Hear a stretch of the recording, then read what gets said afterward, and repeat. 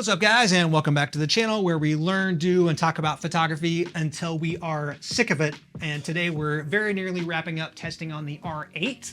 Thank goodness for that, because I'm quite backed up with work. Like, how are you guys doing? Are you keeping busy? If you missed it, I've tested the camera for landscapes. I've looked at the image quality. Next time I'll be testing out in the wildlife situation, so do subscribe to see that. But today, well, we're looking at one of the most compelling features that sets the R8 apart from the other cameras in its price class, and that is the video options. So we're going to see how it compares to the R6 and the R7. I only had a week with the camera. I've already had to send it back, so I'm only going to lightly touch on usability throughout the video. Today, we're mostly going to focus on the video quality by looking at comparison samples that I made using a test setup in my product photo box.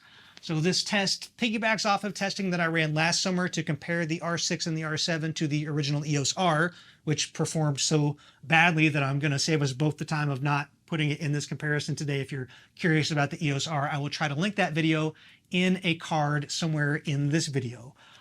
But today we're going to see how those three cameras stack up. We're going to kick this off with some image quality samples because I know that's what we all want to get to, starting with a rolling shutter test.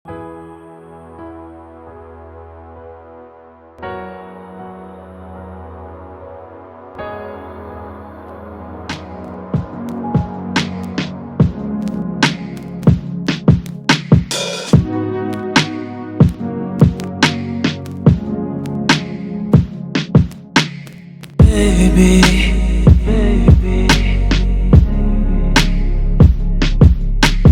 hold me,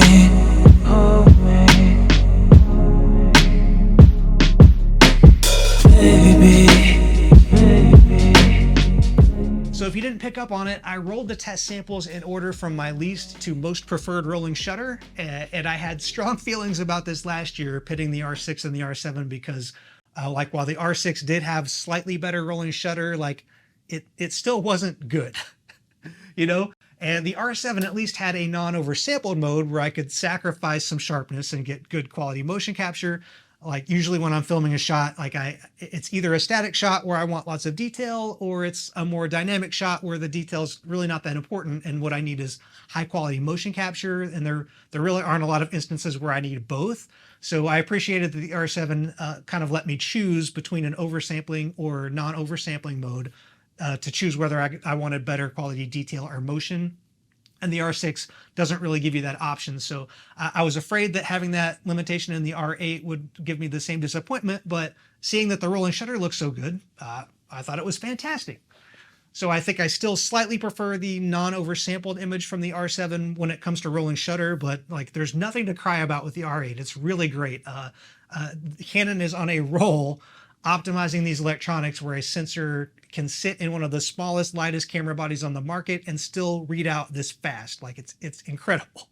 So like I said, the R7 has been a go-to for me for having the flexibility of a non-oversample mode, but you know, you do lose some detail there. And if you're curious what the hit is to detail, we're going to scale up the image now and have a look.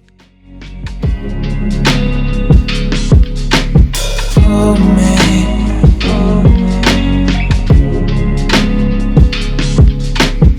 baby.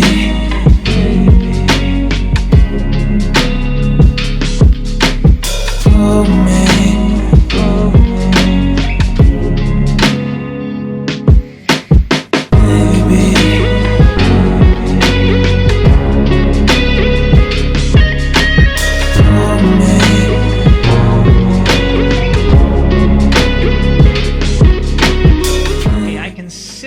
dynamic range test here like I did last year, but it wasn't that useful of a test I found. Like it seems to me the limitation here is the C-Log3 profile. All the footage grades really similarly. I will note you probably noticed there's a difference in the appearance for the R8 footage that is probably more likely attributable to the fact that I tested it a year after the other cameras than to an actual difference in the cameras.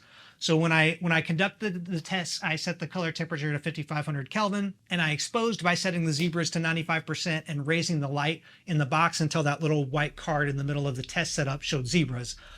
But the R8 footage looks brighter, it's more contrasty, it's more vibrant, right? I'll try to show you that on the scopes, but I can't say that that difference in the appearance is for sure a difference in the cameras and not something that has changed in the test setup between last summer and this summer. Okay, that said, what I really want to look at next is noise. So let's run the cameras through the ISOs.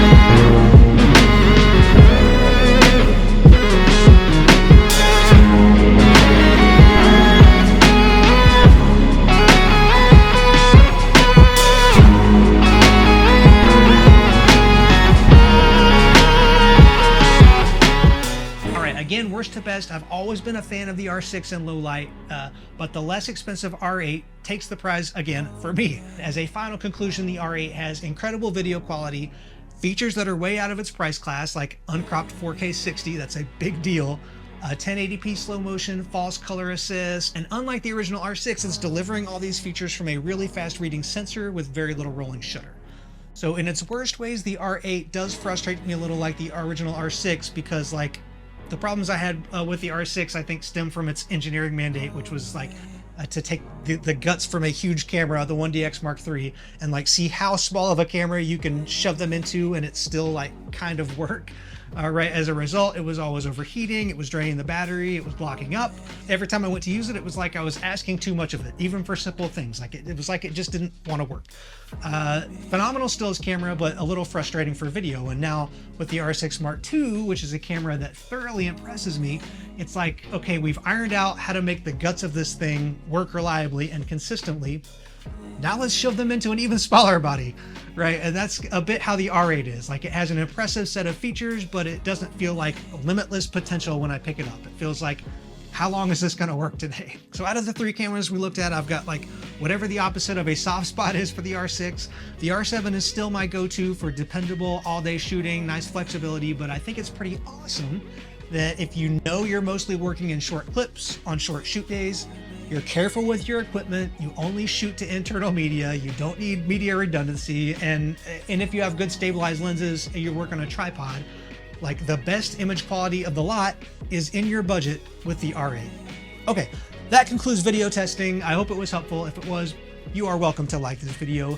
You may subscribe to my channel, and I hope you do. And until I see you guys next time, you keep an eye out and a foot forward, and thanks for watching.